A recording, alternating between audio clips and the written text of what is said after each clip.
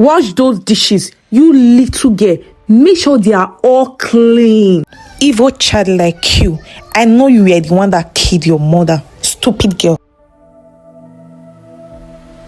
When a stepmother's smile hides a dagger, a family's laughter can turn into cries of blood. The city of Lagos glittered at night. From the bridges stretching over the lagoon to the skyscrapers in Victoria Island, the city pulsed with wealth and struggle, light and shadow. In Banana Island, where mansions sparkled like palaces and expensive cars lined the streets, stood the home of one of the city's most respected businessmen, Mr. Desmond Okafor. Desmond was a man of class. He had worked hard, investing in oil and real estate, until his name was whispered with admiration in business circles. His suits were always crisp, his cars the newest, his home filled with imported furniture and modern art. But for all his success, his heart carried a heavy wound. His beloved wife, Amarachi, had died 2 years ago after a mysterious illness. One day she was vibrant, hosting charity events, smiling at her children, filling the mansion with warmth. The next, she grew frail, coughing blood, fading away in a hospital room, despite every doctor's effort. Her sudden death shattered Desmond and left their 2 children, Isabella, a sweet 10-year-old girl, and David, her protective 12-year-old brother, broken and lost. For months, the mansion felt empty. Even the house staff whispered that the air was heavy, as if Amarachi's presence lingered. Desmond drowned himself in work, but loneliness gnawed at him. And so, when he met Cassandra, a dazzling woman in her early 30s, he believed fate was giving him another chance at love. Cassandra was breathtaking, with flawless skin, designer dresses, and a confident walk. She could silence a room with her presence. She was educated abroad, spoke with polish, and knew how to smile at the right time. To Desmond, she seemed like an angel sent to comfort him. To Lagos society, she was the perfect new Mrs. Okafor. But to Isabella and David, she was a storm hiding behind perfume and pearls. The day Cassandra first stepped into the mansion, the children studied her quietly. Isabella, gentle and sensitive, tried to smile and said, "Welcome, Ma." Cassandra bent down, cupped her cheek, and said sweetly, "Pretty girl." Yet her eyes were cold, calculating. David, more observant, noticed the way her gaze lingered on their mother's portrait in the hallway. It wasn't admiration. It was something darker. From that day, Cassandra played her role well. She charmed Desmond's business partners during dinner parties, complimented his friends, and even donated at church events. In public, she was adored, but behind closed doors, she revealed her true self. She had no love for the children. At night, when Desmond travelled for business, she scolded them unnecessarily. She made Isabella wash dishes late into the night. She forced David to polish her shoes. The staff noticed, but they dared not speak, for Cassandra's wrath was sharp. One night, when the children had gone to bed, Cassandra stood alone in the dimly lit kitchen. She whispered to herself, "Voice low and venomous, these children will not outshine my own when I bring him into this world. Their mother is gone, and soon they too will be gone." Strange things began to happen after her arrival. Meals that once tasted fine turned bitter. Expensive toys mysteriously disappeared. The mirrors in Isabella's bathroom cracked without reason. At first, Desmond dismissed them as coincidences, but the children began to feel uneasy. "David," Isabella whispered one evening, clutching her brother's arm, "I hear footsteps outside my room at night, but when I open the door, nobody is there." David frowned. "Don't be scared. If she tries anything, I'll protect you."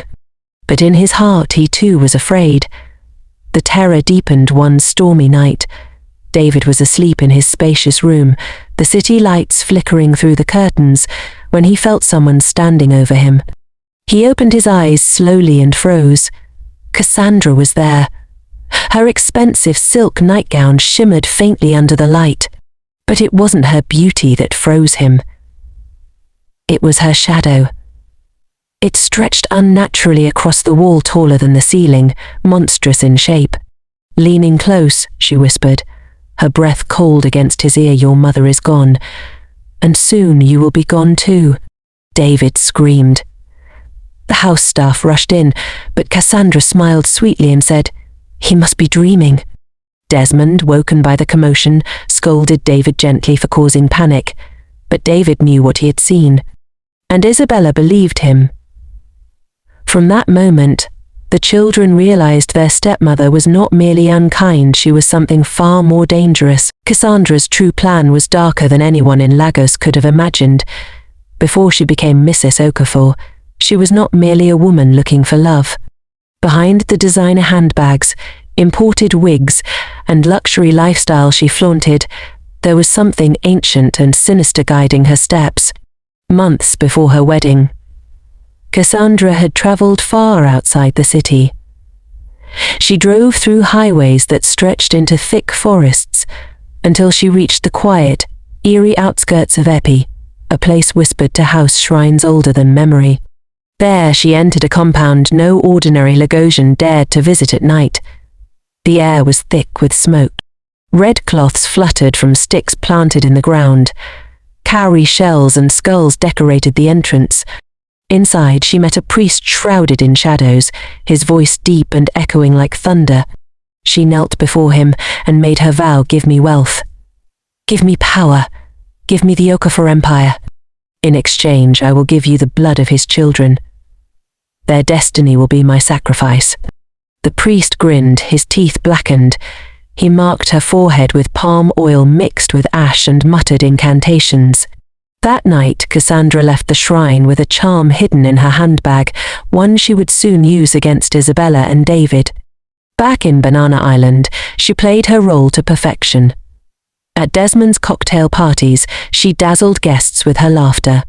At charity galas, she posed for photographs, hand in hand with her new husband.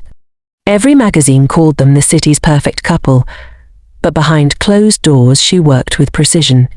In the sparkling marble kitchen of the mansion, Cassandra would grind herbs into powder, her hands moving quickly, her eyes glinting with malice.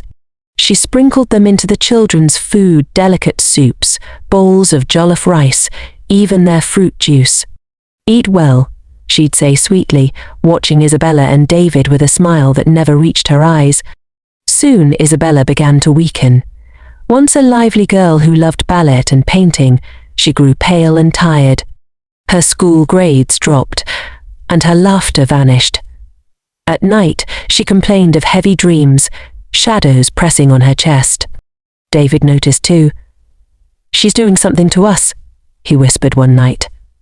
"I can feel it." But Cassandra underestimated one thing: the spirit of Amarachi. Even in death, the first wife's presence remained strong within the mansion. Sometimes when Cassandra walked past Amarachi's large portrait in the living room, she felt her skin crawl.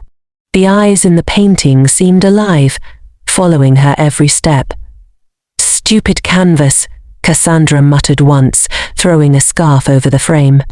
But no matter how she covered it, the eyes seemed to burn through the cloth. Worse still, Cassandra's nights became restless. Dreams haunted her. She saw Amarachi standing tall. "It's just nightmares. Stress from the city. You may control my husband, but you will never take my children." Amarachi's voice boomed, shaking Cassandra awake in fear. Cassandra would scream, clutching her chest, sweating in the dark. Desmond would wake, concerned, but she always lied. "It's just nightmares. Stress from the city." Meanwhile, whispers began to spread in Lagos high society. At a brunch in Ikoyi, one of Desmond's old friends leaned across the table and said quietly, "Desmond, since Cassandra came into your home, strange things are happening. Even your staff talk. Dogs bark at night for no reason.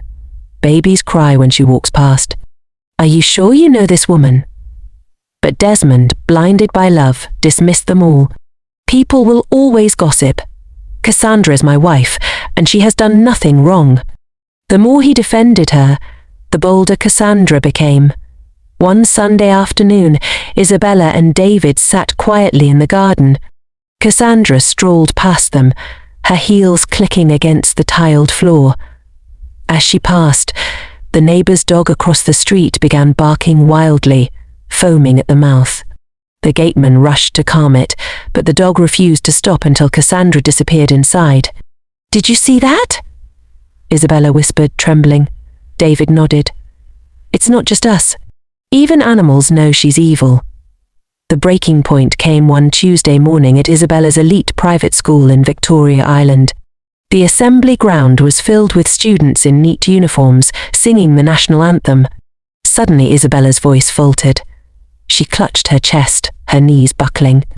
"Isabella," her teacher cried, rushing forward as the girl collapsed in front of hundreds of shocked classmates.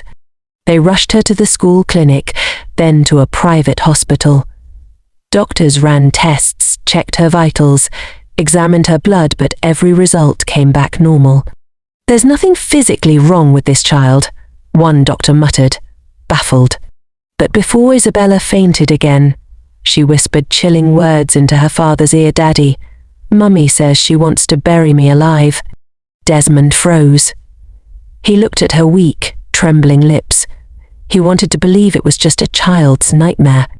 But deep down, for the first time, doubt crept into his heart. And Cassandra, standing in the corner of the hospital room, forced a smile to hide her panic. The mansion in Banana Island was quieter than usual that night. The glow from the chandeliers cast long shadows across the marble floors. Outside, the city lights sparkled in the distance, but inside, tension weighed heavy like smoke. Cassandra sat in the living room, her fingers drumming against a golden tray. Her mind was racing. Isabella was getting weaker, yes, but the girl was still alive. Amarachi's spirit was interfering, and Cassandra knew it. That night she made a call.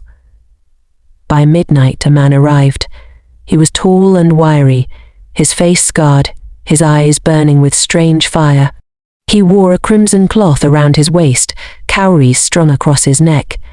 The neighbours thought him a visiting herbalist. But he was no ordinary man. He was a priest of darkness, known in hidden circles of Lagos only as Dibia Oba. "You called me," his voice rumbled.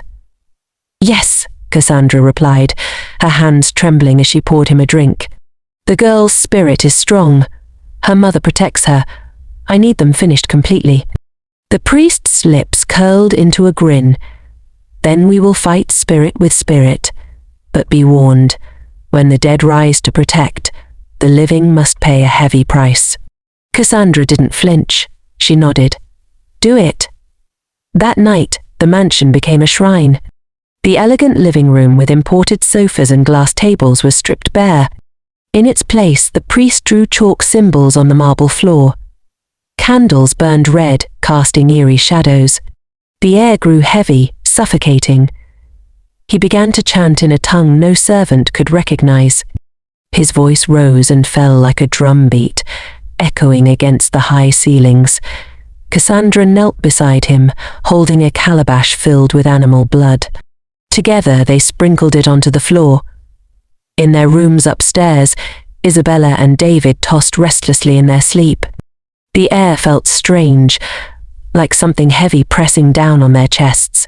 Suddenly, the lights flickered. The mansion shuddered as though struck by unseen hands. Boom! A door slammed shut on its own.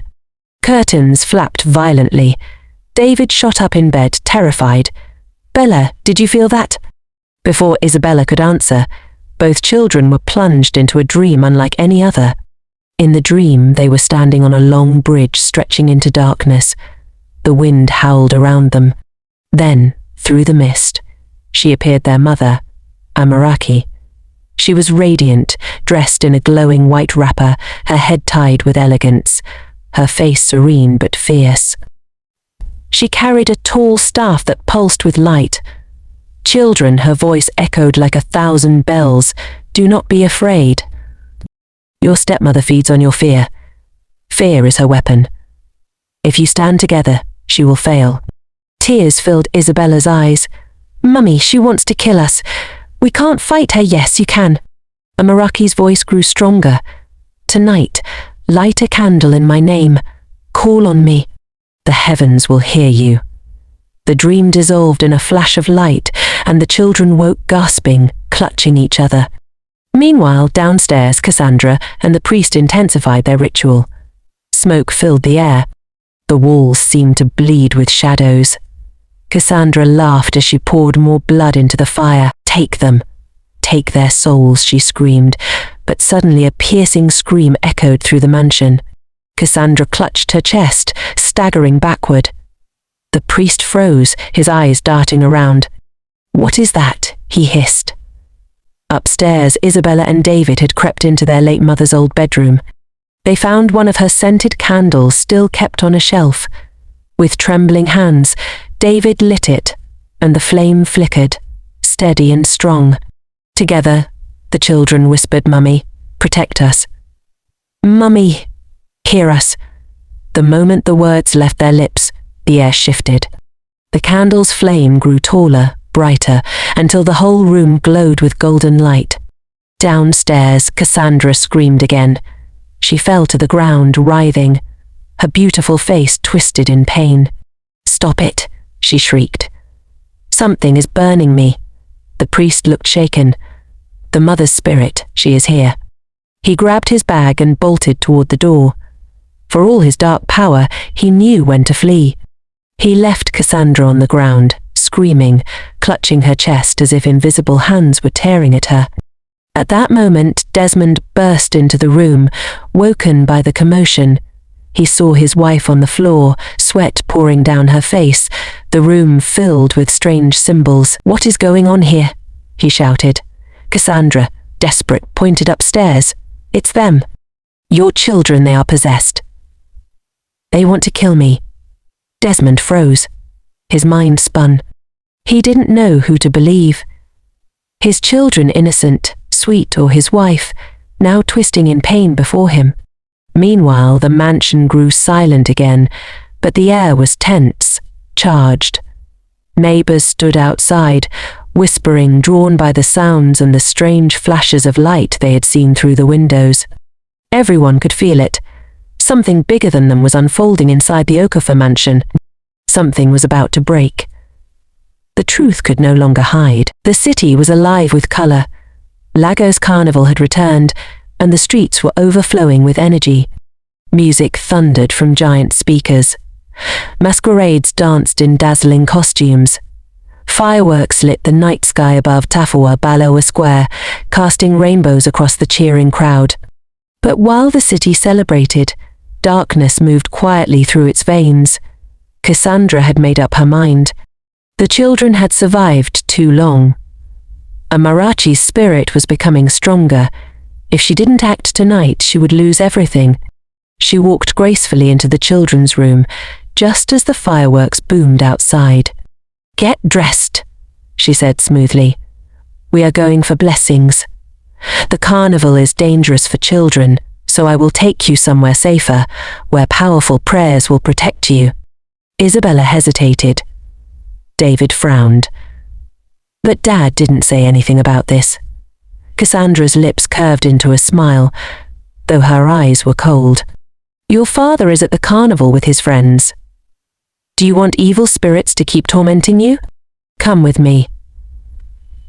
Reluctantly, the children followed. She drove them out of the city centre, her black SUV gliding through the traffic, past the neon signs of clubs, past the glitter of Victoria Island, until the streets grew darker and emptier. The children sat quietly in the back seat, fear rising with every mile. David whispered, "This doesn't feel right." Isabella held his hand, her voice trembling. "I'm scared." Soon, the SUV turned off the highway, heading toward the outskirts of Epi Forest. The city lights faded behind them, replaced by shadows and silence. The trees loomed tall, their branches clawing at the night sky. Cassandra parked in a small clearing and stepped out, her heels crunching against dry leaves. She opened the boot and pulled out a leather bag. Inside were ropes, knives and charms that glowed faintly under the moonlight. The children's hearts pounded, "What is this place?" David asked cautiously. Cassandra's smile vanished. Her eyes burned red in the moonlight. "This is where everything ends." She dragged them into the heart of the forest clearing. She lit candles, arranged charms on the ground, and sprinkled powder in a circle. Then she brought out a small dagger, its blade shining wickedly. "You should never have resisted me," she hissed. "Your mother is gone, and now you will join her." The children trembled, their voices breaking. "Please don't hurt us." But Cassandra only laughed. Just as she raised the dagger, a deafening crack split the air. Thunder roared, though the sky was clear. The ground shook violently beneath their feet. The candles flickered wildly and then extinguished. Cassandra froze. No, it can't be." Flames erupted from the ground, forming a blazing wall. And through the fire, a figure emerged, Amarachi's spirit. She was radiant, her white robes glowing brighter than the moon, her staff of light in her hand. Her voice shook the forest. "Cassandra, your wickedness ends tonight." The forest itself seemed to awaken. The trees groaned. The wind howled. Ghostly voices whispered through the darkness. The ground split, sending roots crawling like snakes. Cassandra screamed, dropping the dagger. "No, stay away from me!" She scrambled backward, but the glowing staff pointed directly at her. The charms she had so carefully prepared caught fire and turned to ash in her hands. Meanwhile, the children were shielded in a circle of golden light. They clung to each other, wide-eyed, but they felt no fear. Isabella whispered, "Mummy, thank you." And then Desmond appeared. He had followed them in secret, suspicious after all the strange happenings. When he stepped into the clearing and saw his wife in the middle of a demonic ritual, his world shattered. "Cassandra!" he cried, his voice trembling. "What have you done?" Cassandra spun toward him, her face twisted in desperation. "Desmond, don't believe what you see. They're the cursed ones, not me. The children are the problem." But Desmond's eyes had already fallen on the glowing figure of Amarachi. His knees buckled. He fell to the ground, tears streaming down his face. "Amarachi, my love, forgive me. I was blind." The spirit raised her hand gently. "Desmond, the children are safe. But your house has been stained with evil because you refused to see the truth." Cassandra tried to run.